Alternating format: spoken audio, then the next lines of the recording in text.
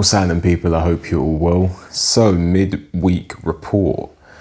And I want to start off with Turki Al-Sheikh. He seems to have lost interest in Crawford versus Canelo. And I'm glad about that because I don't think that Terence Crawford would stand much of a chance against Canelo. I think that Terence Crawford is a brilliant fighter. But there are weight classes for a reason. And I believe that Terence Crawford is simply too small for Canelo. So Turki Al-Sheikh, after watching Crawford versus Madimov, he has decided to scrap that, it would seem. But he also seems to still be interested in Jared Anderson. Jared Anderson obviously lost to Martin Bakole last time out, but Turki Al-Sheikh still seems to be interested in Jared Anderson, despite his loss.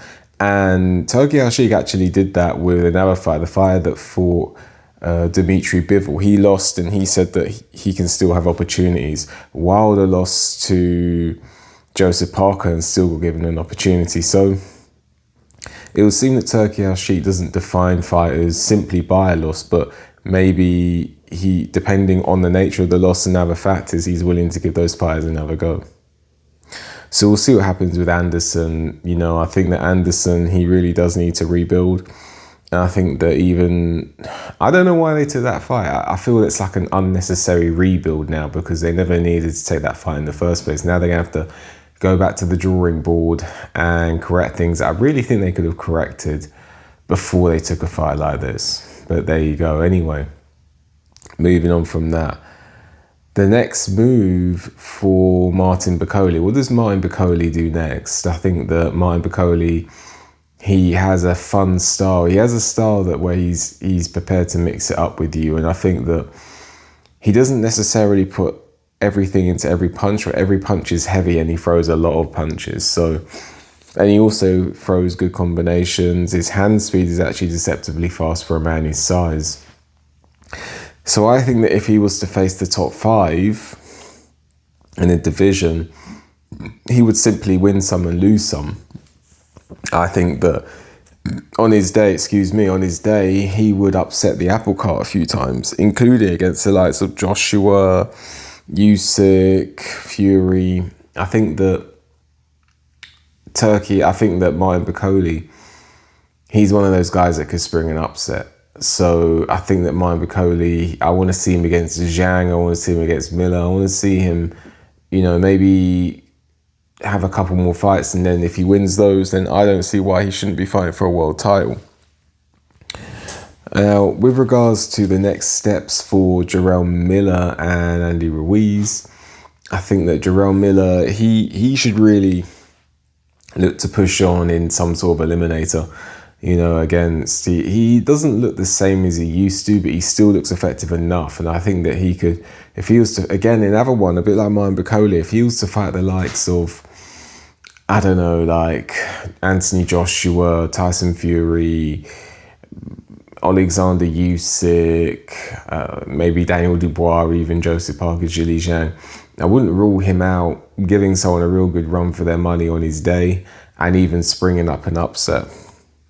So I think Jarrell Miller needs to perhaps look for a eliminator, or he could also try and run it with Jared Anderson. I know he's open to that, the fight for the name of Big Baby. Let's see if those two can scrap it out.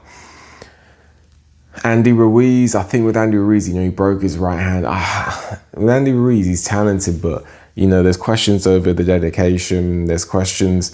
He's now in his, mid-30s, early mid-30s. So his style, for me, is a style that won't age well. And with his inactivity, I feel like the inactivity catches up with fighters around the mid-30s stage. So I think that Andy Ruiz, it could be a case of they get the draw, but the direction those two take is very different. Maybe Jarrell Miller has a fight or two left in him at least, and Andy Ruiz, it's maybe fading off into the wilderness.